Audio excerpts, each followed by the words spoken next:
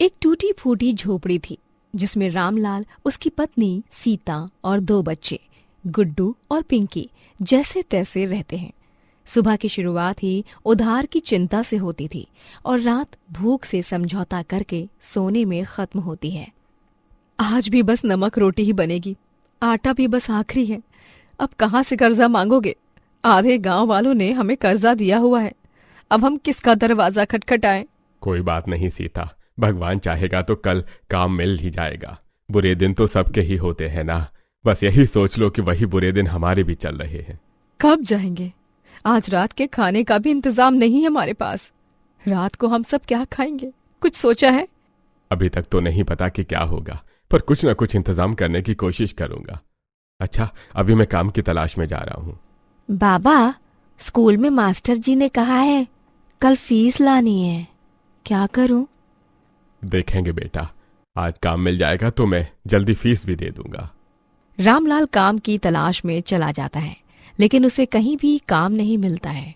मैं घर क्या मुंह लेकर जाऊंगा? घर पर सीता और बच्चे मेरा इंतजार कर रहे होंगे। उनकी आंखों में उम्मीद लगी होगी कि मुझे कहीं काम मिल जाएगा और हमारे हालात सुधर जाएंगे, पर आज भी मुझे काम नहीं मिला। अब मैं क्या करूं? रामलाल काफी देर तक वहीं बैठा रहता है। रात में रामलाल घर आता है और उसकी उदास शक्ल देखकर सब समझ जाते हैं। कुछ देर में वहां रामलाल का पड़ोसी सुमित आता है। अरे सुमित भैया, आप यहाँ? कुछ काम था क्या? आप लोग हमारे पड़ोसी हो और हम सब जानते हैं कि तुम लोगों के हालात ठीक नहीं है, और एक अच्छे पड़ोसी होने के नाते मैं यहाँ खाना लाया हूँ तुम लोगों के लिए। मैं आप लोगों का शुक्रिया कैसे अदा करूं? मुसीबत में तो अपने भी साथ छोड़ देते हैं, लेकिन आप लोग हमारे लिए कितना सोचते हैं। अरे भाई, इतना क्या सोचना। भगवान अगर हमें किसी की मदद करने लायक बना रहे हैं तो हमें उसकी मदद करनी जरूर चाहिए। भैया, ये सब तो ठीक है, लेकिन अगर कहीं काम मिल जाता तो हमारी वैसे भी परेशानी कम हो जाती। खास तो यही काम है। दरअसल मेरा साला नया काम शुरू कर रहा है, तो उसे एक भरोसेमंद आदमी चाहिए देखभाल के लिए। मुझसे पूछा था और मुझे तुम ही याद आए। अरे ये बात बोलकर तो आपने जैसे हमारी पूरी परेशानी ही दूर कर दी। रामलाल को काम तो मिल गया था, लेकिन अभी तनख्वाह मिलने में समय था और इसलिए घर में अब भी तंगी ही रहती है। सीता बच्चों की तरफ देखती है। माँ का दिल चाकू की तरह कटता है, लेकिन चेहरे पर मजबूरी की मुस्कान रहती है। अब मैं क्या करूं? बच्चे बेचारे भूखे हैं, आज सुबह भी कुछ नहीं खाया था। तभी पड़ोसी हरी काका आते हैं, जिन्होंने हमेशा इस परिवार का साथ दिया है। अरे आज मेरी बहू ने ज्यादा रोटी बना ली, बच्चों को खिला देना। काका, आप हमेशा। तो क्या हुआ बेटा? अरे तुम लोग भी तो मेरे बच्चों जैसे ही हो। अगर मैंने कुछ दे भी दिया तो मैं छोटा थोड़े हो जाऊंगा। भगवान अगर कभी हमारे हालात भी बदलेंगे तो हम अपने गांव वालों के एहसान और उनकी मदद का खिताब जरूर देंगे। चिंता मत करो बेटा, दिन सबके बदलते हैं। यही था उनका अमीर खाना। दूसरों की दया से मिला, पर इसी गरीबी में रिश्तों की गर्माहट थी, अपनापन था। रामलाल कुछ महीनों तक काम करता है और फिर उसका काम छूट जाता है, जिस वजह से वापस से उसका परिवार मुसीबत में आ जाता है। इतनी मुश्किल से 2 समय की रोटी मिलने लगी थी और अब वापस हम वहीं आकर खड़े हो गए। वही तो, भगवान भी पता नहीं क्या चाहते हैं। इतनी मेहनत के बाद भी हाथ खाली ही रह गए। मैंने भी कुछ घरों में काम की बात की है, अगर कहीं काम मिल गया तो कुछ मदद हो जाएगी। सुना है गांव में शहर से कुछ लोग आने वाले हैं, क्या पता वो कुछ मदद कर दे। अब तो बस उम्मीद पर ही हमारी गाड़ी चल रही है। एक दिन गांव में शहर से एक ठेकेदार आया। सड़क बनाने का काम था, मजदूर चाहिए थे। रामलाल भी लाइन में खड़ा हो गया। अरे काम कड़ा है, मजदूरी कम है। साहब, मेहनत से नहीं डरता। महीनों की मेहनत, धूप, पसीना और ईमानदारी ने ठेकेदार को प्रभावित किया। एक दिन अचानक, अरे रामलाल, मैं तुझे अपना साइट सुपरवाइजर बना रहा हूँ। क्या सच में? मालिक, कहीं आप मजाक तो नहीं कर रहे हैं? अरे मैं मजाक क्यों करूंगा? तू सब कुछ अच्छे से संभाल रहा है। तू यहाँ होता है तो मुझे किसी चीज की चिंता नहीं होती। तेरी तनख्वाह भी अब बढ़ जाएगी। मालिक, आपको नहीं पता आपने मुझे कितनी बड़ी खुशी दी है। यह तो मैंने अपने सपने में भी नहीं सोचा था। मैं बहुत मेहनत करूंगा। अरे तुम्हारी मेहनत पर मुझे पूरा भरोसा है। तुम्हारा स्वभाव भी इतना अच्छा है, कभी तुम्हारी कोई शिकायत ही नहीं आई। यहीं से किस्मत ने करवट ली। तनख्वाह बढ़ी, शहर के चक्कर लगे, सीता के हाथों में पहली बार ढंग का राशन आया। आज दाल में घी डाल दूं? अब डाल भी दिया कर भगवान ने दिया है। कुछ सालों में रामलाल ठेकेदार का पार्टनर बन गया। गांव के बाहर एक बड़ी कोठी खरीद ली। अब रसोई से घी, क्रीम और मसालों की खुशबू आने लगी। पनीर, काजू की सब्जी और मिठाई है। माँ, हरी काका को बुला ले। अब हर किसी को घर बुलाना जरूरी नहीं, लोग बात फैलाते हैं। बाबा, लेकिन वो तो हमारी मदद करते थे ना। सूखी रोटी दी है बस, उसे मदद नहीं कहते। हम अब अमीर हो गए हैं तो वो हमसे मदद मांगते हैं। झुमरी की शादी विवेक से होती है, जो कि एक बहुत अमीर लड़का होता है। विवेक और झुमरी दोनों को एक दूसरे से प्यार होता है और अपने बेटे की खुशी के लिए विवेक के माता पिता अरविंद और माला ने गरीब झुमरी को अपना लिया था। एकदम से एक पत्थर के मकान से एक आलीशान बंगले वाले ससुराल में आकर झुमरी काफी घबरा जाती है। विवेक जी, हमें तो बहुत डर लग रहा है। इस आलीशान से बंगले में हम कैसे रह पाएंगे? डरो मत झुमरी, मैं हूं ना तुम्हारे साथ। विवेक झुमरी को दिलासा देता है, जिसके बाद उसका डर थोड़ा कम हो जाता है। ऐसे ही एक रोज जब अचानक से माला के फोन में पानी भर जाता है, तभी ओह गॉड, मेरे फोन में तो पानी भर गया, अब मैं क्या करूं?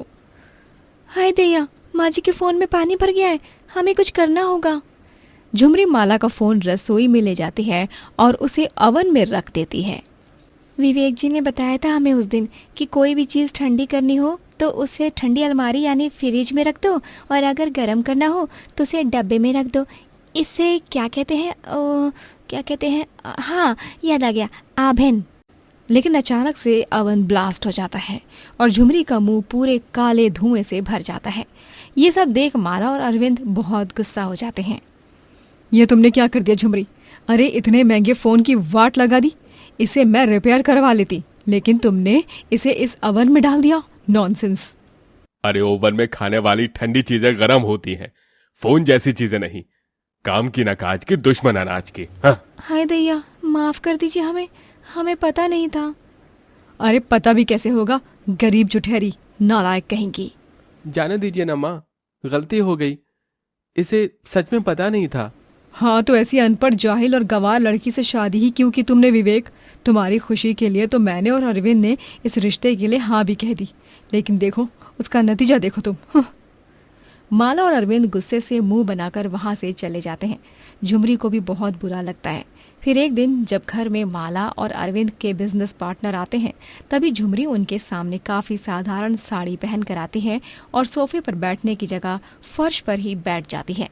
ये देख सभी हंसने लगते हैं। अरे माला, अरविंद, तुम्हारे घर के नौकर चाकर भी अजीब तरह के कार्टून हैं। नो, ये इनके घर की नौकरानी नहीं, बहू है। ये माला और अरविंद की बहू है। व्हाट? इतने अमीर खानदान की बहू, वो भी ऐसी? सीरियसली? माला और अरविंद का गुस्सा अब और ज्यादा बढ़ जाता है। तुम ही बताओ विवेक, क्या करना है अब तुम्हारी बीवी का? नाक में दम करके रख दिया है इसने तो। आस पड़ोस में और अब कंपनी में भी ये खबर फैल गई है कि हमारे घर की बहू एक गरीब और अनपढ़ लड़की है। विवेक और झुमरी दोनों सर झुकाए अरविंद और माला की डांट सुन लेते हैं। माँ, पापा, मैं आप दोनों से वादा करता हूँ कि झुमरी दोबारा ऐसी कोई हरकत नहीं करेगी जिससे आप दोनों की इज्जत पर कोई भी आँच आए। ठीक है, देखते हैं ना हम भी। अगर तुम्हारा ये वादा पूरा नहीं हो पाया तो मैं झुमरी को हमेशा हमेशा के लिए इस घर से बाहर निकाल दूंगी, समझ गए तुम? ठीक है माँ, समझ गया। झुमरी अब अच्छे से रहने लगती है और वो हर रोज फूक फूक कर कदम रखती है और सारे काम बड़ी सावधानी से और नौकरों को पूछ पूछ कर करती है। झुमरी के हाथ का बना खाना सभी को बहुत पसंद आता है। माँ जी, पापा जी, बताइए ना, हमारे हाथ का बना हुआ खाना अच्छा है या नहीं? हाँ, अच्छा तो है। हाँ, आज से पहले इतना टेस्टी खाना मैंने खाया ही नहीं है। थिंकू थिंकू। ये थिंकू थिंकू क्या होता है? उसे थैंक यू कहते हैं। जी हाँ, वही माफ़ी चाहती हूँ। झुमरी अब धीरे धीरे अपने अच्छे स्वभाव से माला और अरविंद के मन में खोई हुई जगह वापस बनाने में लग जाती है। लेकिन एक दिन जब वो माला और अरविंद के कमरे की सफाई कर रही होती है, तभी वो बाकी की रद्दी के साथ साथ उनके ज़रूरी फाइलें भी फेंक देती है, जिसके बाद वो दोनों फिर से गुस्से से आग बबूला हो जाते हैं। झुमरी, तुमने आज फिर से एक बहुत बड़ी लापरवाही कर दी है। अरे घर में नौकर चाकर थे, उनसे पूछ लेती ना कि ये फाइल फेंकनी है या नहीं, खुद ही फेंक दी। इस घर के नौकर चाकर भी तुमसे ज्यादा पढ़े लिखे हैं, लेकिन तुम्हारे अनपढ़ होने के कारण आज वो सारी जरूरी फाइलें अब शहर के डस्टबिन में जा चुकी हैं। हाँ, बस बहुत हुआ। देखो विवेक, आखिरकार तुम्हारा किया गया वादा टूट ही गया।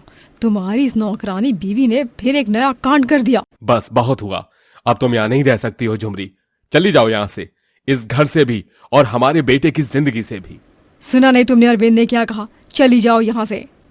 झुमरी भावुक होकर माला और अरविंद के कदमों में गिरकर उनसे हाथ जोड़कर माफी मांगती है।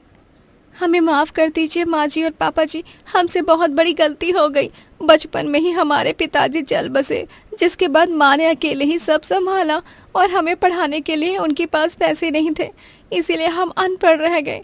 लेकिन अब हम आप दोनों से वादा करते हैं कि हम अब पढ़ लिख कर एक शिक्षित महिला बनेंगे और साथ ही आप दोनों का नाम रोशन करके दिखाएंगे। माँ पापा प्लीज झुमरी को एक आखिरी मौका दीजिए। वो ऐसी है, उसके पीछे उसकी कोई गलती नहीं है, लेकिन अब वो अपने आप में अच्छा बदलाव लाना चाहती है। आप दोनों को नहीं लगता कि आप दोनों को इसका साथ देना चाहिए और इसे भी ये बदलाव लाने के लिए प्रोत्साहित करना चाहिए? शायद तुम सही कह रहे हो बेटा। अगर झुमरी खुद से अपने आप को बदलना चाहती है तो यही सही। झुमरी, माफ करना, तुम्हारे साथ बचपन से लेकर आज तक जो कुछ भी हुआ है उसके बारे में मुझे पता नहीं था। मैं नहीं जानती थी कि तुम कितनी कठिनाइयों से लड़कर आई हो, लेकिन अब जब तुम अपने ससुराल में हो, हम सब तुम्हारी पढ़ाई पूरी करवाएंगे और तुम्हें एक शिक्षित महिला बनाकर रखेंगे। आपका बहुत बहुत धन्यवाद माँ जी, पापा जी। अब झुमरी अपने अमीर ससुराल वालों के साथ से अपनी पढ़ाई लिखाई शुरू करती है और कुछ ही सालों बाद वो पढ़ लिखकर एक शिक्षित महिला बन जाती है और वो विवेक के साथ से अपना एक बड़ा सा 5 स्टार रेस्टोरेंट भी खोलती है, जिसकी ओपनिंग के लिए वो अपने गरीब माँ सुजाता और सास ससुर माला और अरविंद को बुलाती है। झुमरी बिटिया, आज मुझे तुझ पर बहुत गर्व महसूस हो रहा है कि मैं तेरी माँ हूँ। तूने खुद का बड़ा 5 स्टार रेस्टोरेंट खोल दिया बिटिया। कितनी आगे निकल गई है मेरी गुड़िया रानी। थैंक यू माँ, ये सब आपके आशीर्वाद का ही नतीजा है। समधन जी, समधी जी, ये लीजिए और काटिए इस रिबन को। नहीं सुजाता जी, ये रिबन तो आप कट कीजिए। हमने झुमरी का साथ दिया है, लेकिन ये शुभ काम तो आपके हाथों से ही होना चाहिए। हाँ सुजाता जी, प्लीज आप ही अपनी बेटी के इस नए सफर का शुभारंभ कीजिए। माँ जी, कट कीजिए, कीजिए कीजिए। ठीक है। सुजाता की आंखों से खुशी के आंसू बहने लगते हैं और वो अपनी बेटी के 5 स्टार रेस्टोरेंट के रिबन कट करके उसका शुभारंभ करती है। सभी तालियां बजाते हैं और इस तरह अनपढ़ और गरीब झुमरी ने अपनी कमियों को पीछे छोड़ उन पर काम करके अपने आप को एक सुशिक्षित महिला बनाया और अपने सपने को साकार किया। इस कहानी से हमें ये सीख मिलती है कि अगर व्यक्ति ठान ले तो वो कुछ भी कर सकता है, बस हिम्मत और जज्बे की जरूरत है।